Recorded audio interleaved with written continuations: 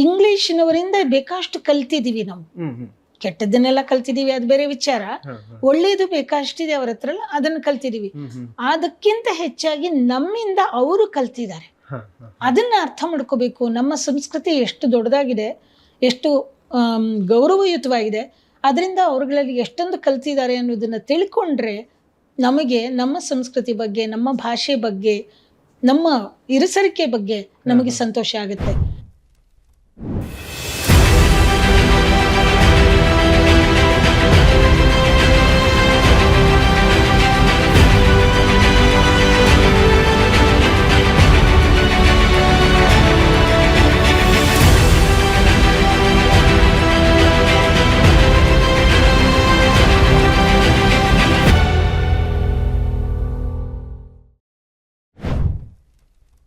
England ನಲ್ಲಿ ಇದ್ಕೊಂಡು ನೀವು ಭಾರತೀಯತೆಯನ್ನ ಕಾಣ್ಲಿಕ್ಕೆ ಪ್ರಯತ್ನ ಪಟ್ರ, ಅಂದ್ರೆ ಇಂಗ್ಲೆಂಡಿನವರಲ್ಲಿರುವ ಭಾರತೀಯತೆ ಏನು ಅನ್ನೋದನ್ನ ಕಾಣ್ಲಿಕ್ಕೆ ಪ್ರಯತ್ನ ಪಟ್ರ, ಅಲ್ಲ ಇಂಗ್ಲೆಂಡ್ನವರ ಬದುಕು ಏನು ಬರೀ ಇಂಗ್ಲೆಂಡಿನವರ ಬದುಕು ಏನು ಅನ್ನೋದನ್ನ ಭಾರತೀಯರಿಗೆ ತೋರಿಸಿಕೊಟ್ಟು ಅವರು ಇದರಿಂದ ಏನನ್ನ ಕಲಿಬೇಕು, ಇವರು ನಮ್ಮ ಥರನೇ ಇದಾರಪ್ಪ, ಇವರೇನು ನಮ್ಮ ದೇಶಕ್ಕಿಂತ ಭಿನ್ನವಾಗೇನಿಲ್ಲ ಅಂತಕ್ಕಂಥದ್ದು ಇವರ ತಿಳುವಳಿಕೆಗೆ ಬರಬೇಕು ಅಂತಕ್ಕಂಥದ್ದು ನನ್ನ ಅಭಿಪ್ರಾಯ.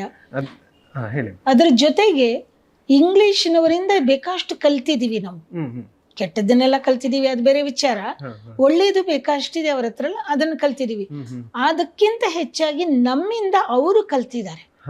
ಅದನ್ನ ಅರ್ಥ ಮಾಡ್ಕೋಬೇಕು. ನಮ್ಮ ಸಂಸ್ಕೃತಿ ಎಷ್ಟು ದೊಡ್ಡದಾಗಿದೆ, ಎಷ್ಟು ಗೌರವಯುತವಾಗಿದೆ, ಅದರಿಂದ ಅವ್ರುಗಳಲ್ಲಿ ಎಷ್ಟೊಂದು ಕಲ್ತಿದ್ದಾರೆ ಅನ್ನೋದನ್ನ ತಿಳ್ಕೊಂಡ್ರೆ ನಮಗೆ ನಮ್ಮ ಸಂಸ್ಕೃತಿ ಬಗ್ಗೆ, ನಮ್ಮ ಭಾಷೆ ಬಗ್ಗೆ, ನಮ್ಮ ಇರಿಸರಿಕೆ ಬಗ್ಗೆ ನಮಗೆ ಸಂತೋಷ ಆಗುತ್ತೆ. ಎಲ್ಲಿ ಹೋದ್ರೂ ಈಗ ಪ್ಯಾಂಟು ಶರ್ಟು ಹಾಕೊಂಡು ಹೋಗೋದಾಗ್ಲಿ, ಅಥವಾ ಹೆಣ್ಣು ಮಕ್ಕಳ ಉಡುಗೆ ತೊಡುಗೆನಲ್ಲಿ ಭೇದ ಭಾವ ಉಂಟಾಗಿರ್ತಕ್ಕಂಥದ್ದಾಗ್ಲಿ, ಅಥವಾ ಅವರಂತೆ ಈಗಂತೂ ತೀರಾ ಇತ್ತೀಚೆಗೆ ಅವರ ಕುಡಿತದ ಪ್ರಭಾವ ಇಲ್ಲಿ ಜಾಸ್ತಿ ಆಗಿರೋದಾಗ್ಲಿ, ಇದೆಲ್ಲ ಯಾತಕ್ಕೆ ಅಂದ್ರೆ ಅವರನ್ನ ಅನುಕರಿಸ್ಬಿಟ್ರೆ ನಾವು ದೊಡ್ಡವರಾಗ್ತೇವೆ ಅಂತ. ಅವರು ಟಿಶ್ಯೂನ ಯೂಸ್ ಮಾಡ್ತಾರೆ ಸ್ವಾಮಿ, ಯಾತಕ್ಕೆ? ಅವರು ತಣ್ಣೀರ್ ಬಳಸಕ್ಕಾಗಲ್ಲ, ಅಷ್ಟು ಕೊರಿತಾ ಇರುತ್ತೆ. ಅವರು ಟಾಯ್ಲೆಟ್ ನಲ್ಲಿ ಕುತ್ಕೊಂಡು ಟಿಶ್ಯೂ ಯೂಸ್ ಮಾಡೋದಾಗ್ಲಿ, ಉಪಯೋಗಿಸೋದಾಗ್ಲಿ, ಅಥವಾ ಟೇಬಲ್ ಮೇಲೆ ಕುತ್ಕೊಂಡು ಟಿಶ್ಯೂನಲ್ಲಿ ಕೈ ಒರೆಸ್ಕೊಂಡು ಕೈ ತೊಳ್ಕೊಳ್ದೇನೆ ಬರೋದಾಗ್ಲಿ, ಇದೆಲ್ಲ ಯಾತಕ್ಕೆ ಅಂದ್ರೆ ಅಲ್ಲಿ ತಣ್ಣೀರನ್ನ ಮುಟ್ಟಕ್ಕಾಗಲ್ಲ, ಅಷ್ಟು ತಣುಪಿರತ್ತೆ. ಅದರಿಂದ ಹೇಗಾದ್ರೂ ಇದಾಗ್ಬೇಕು ಅವ್ರಿಂದ. ಮತ್ತೆ ಜೊತೆಗೆ ಬಿಯರನ್ನ ಕುಡಿಯೋದಕ್ಕೆ ಶುರು ಮಾಡಿದ್ರು. ಯಾತಕ್ಕೆ? ಅಲ್ಲಿ ಹವಾಮಾನ, ಅಲ್ಲಿಯ ತಣುಪಿದೆಯಲ್ಲ, ಆ ತಣುಪಿಂದ ಹೊರಗೆ ಬರ್ಬೇಕಾದ್ರೆ ದೇಹದೊಳಗೆ ಏನಾದ್ರೂ ಬಿಸಿ ಆಗ್ಬೇಕು, ಅದಕ್ಕೋಸ್ಕರವಾಗಿ ಅದನ್ನ ಅಭ್ಯಾಸ ಮಾಡ್ಕೊಂಡ್ರು. ಹಾಗೆ ಅವರು ಅನಿವಾರ್ಯತೆಗೆ ಒಳಗೊಂಡು, ಯಾವಾಗ್ಲೂ ನಾವು ಅದನ್ನೇ ಹೇಳ್ತೀವಿ, ನಮಗೇನು ಅಗತ್ಯ ಇರುತ್ತೋ ಅದಕ್ಕೆ ತಕ್ಕಂತೆ ಮನುಷ್ಯ ರೂಢಿಸ್ಕೊಳ್ತಾ ಹೋಗ್ತಾನೆ. ಹಾಗೆ ಅವರು ಪ್ರತಿಯೊಂದನ್ನು ಗಮನಿಸ್ತಾ ಹೋಗಿ ಒಂದೊಂದು ಅಭ್ಯಾಸನು, ಅವರು ತಟ್ಟೆಯಲ್ಲಿ ಊಟ ಮಾಡೋದಕ್ಕೆ ಬದಲು ಚಮಚ ತಟ್ಟೆ ಇದನ್ನ ಫೋರ್ಕ್ನ ಇಟ್ಕೊಂಡು ಯಾಕೆ ಊಟ ಮಾಡ್ತಾರೆ? ಕೈಯಲ್ಲಿ ಊಟ ಮಾಡಿದ್ರೆ ಕೈ ತೊಳ್ಕೊಳಕ್ಕಾಗಲ್ಲ. ಸೊ ಈ ತರ ಎಲ್ಲ ಬೇಕಾದಷ್ಟಿದೆ ಅವರಲ್ಲೂ. ಅದನ್ನ ನಾವು ಗಮನಿಸ್ಬೇಕು. ಅವರಂತೆ ಆಗ್ಬೇಕು ಅನ್ನೋದಕ್ಕಿಂತ ನಮ್ಮಂತೆ ಅವರನ್ನ ಯಾಕೆ ಆಗಿಸ್ಬಾರದು ಅಂತಕ್ಕಂಥ ಇದು ಬರಬೇಕು ನಮಗೆ.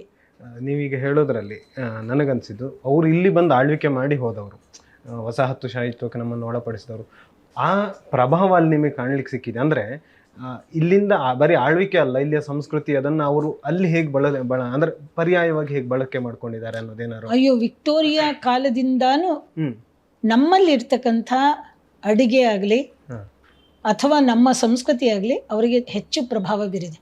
ನಮ್ಮವರನ್ನೇ ಅಡಿಗೆಯವರನ್ನಾಗಿ ಇಟ್ಕೊಳ್ತಾ ಇದ್ರು. ಅಷ್ಟು ಇಷ್ಟ ಅವರಿಗೆ ನಾವು ಮಾಡ್ತಾ ಇದ್ದಂತಹ ಅಡಿಗೆ. ಅಲ್ಲ, ಅವರು ಬಂದದ್ದೇ ಮಸಾಲ ಪದಾರ್ಥವನ್ನ ಆರಿಸಿ, ಆಹಾರ ಸಂಸ್ಕೃತಿ ಅಲ್ಲದೆ ಬೇರೆ ಏನಾದ್ರೂ ನಿಮಗೆ ಕಾಣ್ಲಿಕ್ಕೆ ಬರ್ತಾ ನಮ್ಮ ಸೀರೆಗಳಿದೆಯಲ್ಲ, ಆ ಸೀರೆಗಳನ್ನ ಅವರು ಉಡೋದಕ್ಕೆ ಪ್ರಯತ್ನ ಪಡ್ತಾರೆ. ಹಿಂದೂ ಯಾವುದೇ ಒಂದು ಸಮಾರಂಭ ನಡೆದ್ರೆ ಅಲ್ಲಿ ಬಂದು ಅವರ ಜೊತೆಲಿ ಭಾಗವಹಿಸಿ ಅವ್ರ ಥರಾನೇ ವೇಷ ಹಾಕೊಂಡು ಇರೋದಕ್ಕೆ ಪ್ರಯತ್ನ ಪಡ್ತಾರೆ, ಇಷ್ಟಪಡ್ತಾರೆ. ನಮ್ಮಂತೆ ದೇವಸ್ಥಾನಗಳಿಗೆ ಬರ್ತಾರೆ. ಅದರಲ್ಲೂ ಯೋಗ, ನಮ್ಮ ಯೋಗ ಅಲ್ಲಿ ಬಹಳ ಪ್ರಚಲಿತವಾಗಿದೆ ಇಂಗ್ಲಿಷ್ನವರಲ್ಲಿ. ತೀರಾ ಇತ್ತೀಚೆಗೆ ನನ್ನ ಮನೆಯಲ್ಲಿ ನಾನು ಏನೋ ಒಂದು ಕೆಲಸ ಮಾಡಿಸ್ಬೇಕಾಯ್ತು. ಒಬ್ಬನಿಗೆ ಫೋನ್ ಮಾಡಿದೆ. ಆಗ ಆ ಮನುಷ್ಯ ಹೇಳಿದ್ದು, ಮೇಡಮ್, ನಂದು I have got some yoga to do first and I'll finish that and then I'll talk to you ಅಂದ. ನನಗೆ, ನಾನು ಅಲ್ಲಿ ಕೂತ್ಕೊಂಡು ನಾನು ಯೋಗ ಮಾಡ್ತೀನೋ ಇಲ್ವೋ, ಆದ್ರೆ ಇಂಗ್ಲಿಷ್ನವನು ಅದನ್ನು ಕಟ್ಟುನಿಟ್ಟಾಗಿ ಪಾಲಿಸ್ತಾ ಇದ್ದಾನೆ. ಅಂಥವ್ರು ಬಹಳಷ್ಟು ಜನ ಇದ್ದಾರೆ. ನಮ್ಮ ಸಂಸ್ಕೃತಿ ಬಗ್ಗೆ ಆದರ ಇರ್ತಕ್ಕಂಥವ್ರು ತುಂಬಾ ಜನ ಇದ್ದಾರೆ. ಅಲ್ಲಿ ಇಂಗ್ಲೆಂಡ್ಗಳ ಉಡುಗೆ ತೊಡುಗೆಗಳನ್ನ ನಾವಿಲ್ಲಿ ಹಾಕಿದಾಗ ಲೈಟ್ ಅನ್ನೋ ರೀತಿ, ಅಂದ್ರೆ ನಾವು ಒಂದು ಸ್ಟ್ಯಾಂಡರ್ಡ್ ಅನ್ನೋ ರೀತಿ ನೋಡುವ ಸಂಪ್ರದಾಯ ಇಲ್ಲಿದೆ. ಅಲ್ಲಿ ಭಾರತೀಯ ಉಡುಪನ್ನು ಹೇಗೆ ನೋಡ್ತಾರೆ ಅಂದ್ರೆ ಅದನ್ನ ಒಂದು ಲಕ್ಸುರಿ ಅಂತ ನೋಡ್ತಾರೆ. ಓಕೆ, ಅವರಿಗೆ ತುಂಬಾ ಖುಷಿ ಆ ಭಾರತೀಯ ಸಂಸ್ಕೃತಿಯ ಉಡುಗೆ ತೊಡುಗೆಗಳನ್ನ ಹಾಕೋದಿಕ್ಕೆ.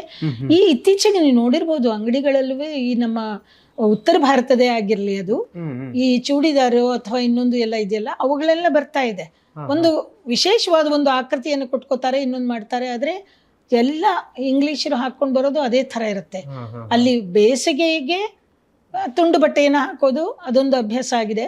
ಹಾಗಂತ ಹೇಳಿ ಅವರು ಬರೀ ಪ್ಯಾಂಟು ಇದನ್ನೇ ಹಾಕೊಂಡು ತಿರುಗ್ತಾರೆ ಅಂತಕ್ಕಂಥದ್ದು ಸುಳ್ಳು.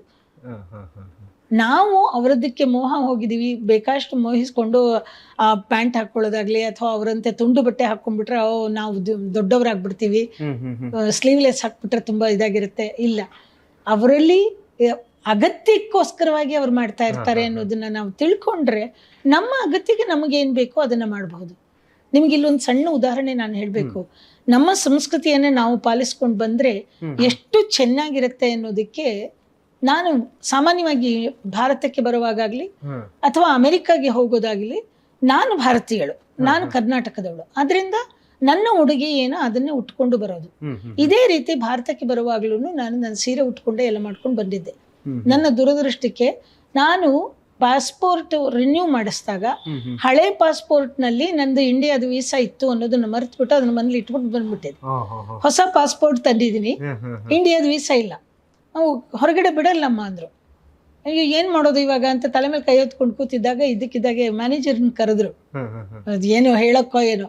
ಆ ಮ್ಯಾನೇಜರ್ ಕೇರಳದವರಾಗಿದ್ದು ನನ್ನನ್ನು ನೋಡಿದ ತಕ್ಷಣ ಅಯ್ಯಯ್ಯೋ ನಿಮ್ಮನ್ನ ಬಿಡಲ್ಲ ಅಂದ್ರ, ಇಷ್ಟು ಚೆನ್ನಾಗಿ ನೀವು ಭಾರತೀಯ ಸಂಸ್ಕೃತಿಯನ್ನು ಇಟ್ಕೊಂಡು ನೀವು ಬಂದಿದ್ದೀರಾ, ನೀವು ನಿಮ್ಮಂಥವ್ರನ್ನ ಬಿಡಲ್ಲ ಅಂದ್ರಲ್ಲಮ್ಮ, ತಪ್ಪಾಯ್ತು, ಏನು ಅನ್ಕೋಬೇಡಿ, ನಿಮ್ಗೆ ಏನಾದ್ರೂ ತೊಂದರೆ ಆದ್ರೆ ನಾನು ಸಹಾಯ ಮಾಡ್ತೀನಿ, ನೀವು ಹೋಗ್ಬಿಟ್ಟು ಬನ್ನಿ ಅಂದ್ರು. ಇದು ನಮ್ಮ ಸಂಸ್ಕೃತಿಗೆ ಇರ್ತಕ್ಕಂಥ ಬೆಲೆ. ಅದನ್ನ ನಾವು ಕಂಡುಕೊಳ್ಬೇಕಷ್ಟೇ. ಎಷ್ಟು ಉನ್ನತವಾದದ್ದು ನಮ್ಮ ಸಂಸ್ಕೃತಿ, ಅದನ್ನು ತಿಳ್ಕೊಳ್ಬೇಕು ಅಂತ ಹೇಳಿ ನನ್ನ ಉದ್ದೇಶ.